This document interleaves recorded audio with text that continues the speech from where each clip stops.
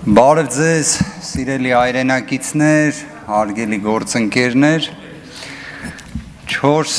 տարի առաջ էր, որ այս ամբիոնից ելույթ է ունեցի, երևի թե մի այդքան ժամանակահատված անցել է։ Գիտեք, այս 4 տարիների ընթացքում Արցախը հայաթափվել է, Հայաստանի Հանրապետության ինքնիշխան տարածքում կա օկուպացիա, գտնվում ենք աշխարհաքաղաքական չափազանց բարդ իրավիճակում, ունենք սոցիալ-տնտեսական մարտահրավերներ, բայց այս ամենը ինչի համար եմ ասում։ Ասում եմ ոչ թե նրա համար, որ մեզանից յուրաքանչյուրը ողբի տրամադրության մեջ լինի, այլ ճիշտ հակառակը։ Ունենա համոզմունք, որ այս իրավիճակից մենք դուրս ենք գալու։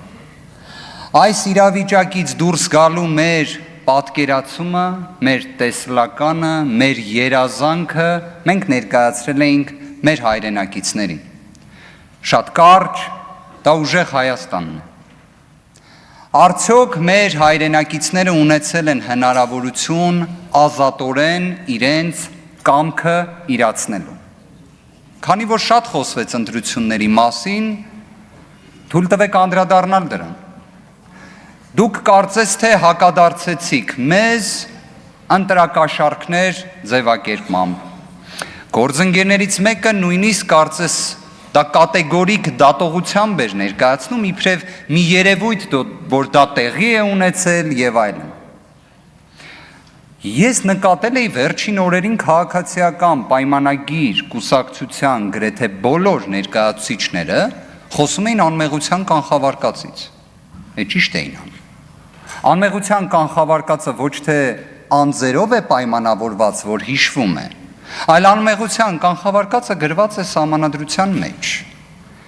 Նշված ձեր բնութագրմամբ իբրև ընտրակաշառքի հետ կապված մեկ դեպք չկա հաստատված։ Ավելին կատեգորիկ պնդում կկատարեմ, որ ուժեղ Հայաստան կուսակցությունների դաշինքի հետ ընդհանրապես դա առնչություն չունի։ Բայց եկեք ոչ թե իմ կարծիքը հայտնեմ, այլ եկեք սահմանադրական դատարանի, որի կազմի մեծամասնությունը այլևս ձեր իշխանության ժամանակ է ձևավորվել։ Երևի թե ձեզ է ասում սահմանադրական դատարանը։ Ասում է, որ բոլոր այն ձայնագրությունները, որոնց հղում տալով դուք կարծիք եք ձևավորել, հանրությանն էլ մեր տեղեկատվական տերորի եք ենթարկել, չէր կարելի անել։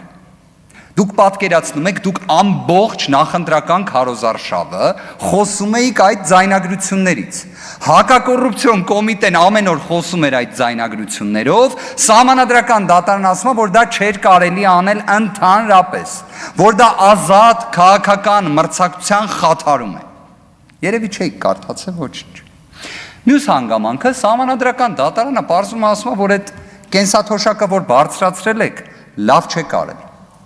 Դա պետք է կանոնակարգվի, ասում է, որ դա նմանա սոցիալական կաշառքի, որ պետք է օրենսդիրը դրա վերաբերյալ լուծումներ տա։ Դե երևի դրանից էլ տեղյակ չեք։ Մյուս հանգամանքը սահմանադրական դատարանը ասում է, որ դուք վարչական ռեսուրս եք չարաշահել, ատելության խոսք եք տարածել։ Ուղղակի այս ամբողջը արձանագրելով, Բարգավաճ Հայաստան կուսակցության այդ տեղի ունեցածը ձայնագողության տեսանկյունից արձանագրելով վերջում ասում է, որ այդ ամեն ինչը ազդեցություն չի ունեցել ընտրության վերջնական արդյունքների վրա։ Դե դա էլ հիշենք, որովհետև սահմանադրական դատարանի կազմը, ոնց հիշում ենք, ձևավորվել է այլևս ձեր իշխանության պաշտոնավարման ժամանակ։ Իդեպ ակնկալել անկախության այդքան բարձր աստիճան, կարծում եմ կլինի միամտություն, բայց մի բան էլ ասեմ։ Դուք շատ խոսում եք եվրոպական արժեքների մասին։ Կարող եք օրինակ եվրոպական մեկ երկրի օրինակ բերել, որտեղ կենտրոնական ընտրական հանձնաժողովի նախագահը նախքան մեղմ ասած պատասխանատու ընտրությունների օրը, այսինքն մի հատ ժամանակագրային ինչ որ հատված վերցնենք, ներկայացնողը լինի կոնկրետ քաղաքական ուժի, կոնկրետ քաղաքական ուժի էլ առաջնորդի օգնականը լինի։ Իդեպ ես հիշում եմ 8-րդ գումարման ազգային ժողովում ես պատգամավոր եմ եղել, Վահագն Հովակիմյանն էլ էր պատգամավոր։ Եթե չեմ սխալվում, այստեղ էր նստում։ Բայց հետո գնաց կենտրոնական ընտրական հանձնաժողովում նստեց, սկսեց հաշվարկ անել, ոնց որ պատկերը բոլորս տեսանք, թե այդ հաշվարկը ինչ էր։ Մյուս հանգամանքը, կարծես Ռուբեն Ռուբինյանը նշեց, որ հայ հասարակության կողմից կատարած ընտրության հետ պետք է հաշտվել։ Իսկ հետաքրքիր է, քաղաքացիական պայմանագիրը հաշտվել է այդ ընտրության հետ։ Եկեք վերցնենք ընդունել եզրույթ, այսինքն դուք ընդունել եք։ Գործընկերը կարծես վկայակոչեց տոկոսային հարաբերակցությունը քաղաքացիական պայմանագիր կուսակցության ստացած ձայների։ Իդեպ ես իրավաբան եմ մասնագիտությամբ, ընդունված է ասել, որ իրավաբանները թվերը եւ այլն այդքան է չեն սիրում։ Նենց որ մաթեմատիկական կատեգորիկ պնդումներ չեմ անի, բայց եկեք միասին մի հատ ռեբուս լուծենք։ 49-ն մեծ է 50-ից։ Եթե այո, եկեք հաշտվենք, թե ընդունենք։ Հիմա ուզում եմ հասկանամ, ոնց որ եթե 50%-ից ավելին հայ հասարակության չի ընտրել ձեզ, դուք իշխանություն եք ձևավորել ձայների փոշիացման միջոցով, ավելին հունիսի 7-ի գիշերը, երբ ձեր առաջնորդը հայտարարեց, որ դուք հաղթել եք ընտրություններում, տոկոսը չէր կարում ասեր։ Բնական է, որ տոկոսը չէր կարա ասեր, կամ կարար եւ ասեր, եթե մի քիչ ավել էլ սպասեր պարոն Վահագն Հովակիմյանին։ Տեսեք, գործընկերներ, ձայների փոշիացման համակարգը դա ընտրական օրենսգրքով է նախատեսված եւ իդեպ ստեղ դուք էլ մի հատ կոնֆլիկտի մեջ եք մտնում։ Եթե դուք շարունակում եք հանրապետականի բոլոր գործողությունները քննադատել, հաշվի առեք այդ ձայների փոշիացման համակարգը, որով հիմա իշխանություն եք ձևավորել, հանրապետականի ժամանակ ընդունված ընտրական օրենսգիրքն է։ Էս էլ մյուս ռեբուսնա ձեր համար։ Հիմա եթե նայում ենք ինչ է արել հայ մարդը 2026 թվականի հունիսի 7-ին։ Մի կողմից չի տվել ձեզ սահմանադրական մեծամասնություն։ Մյուս կողմից համոզված եղեք, եթե չլինեին վարչական ռեսուրսի չարաշահումը, ատելության խոսքը, սոցիալական կաշառքը ըստ սահմանադրական դատարանի որոշման, պարզ է չէ, որ պատկերը լինելու էր այլ։ Այս ամբողջի համակցությունից ելնելով, ասում ենք, որ կա լեգիտիմության խնդիր։ Լեգիտիմության խնդիրն էլ ինչպես է հաղթահարվում։ Ժողովրդի կողմից։ Ժողովրդի։ Իդեպ այս ազգային ժողովը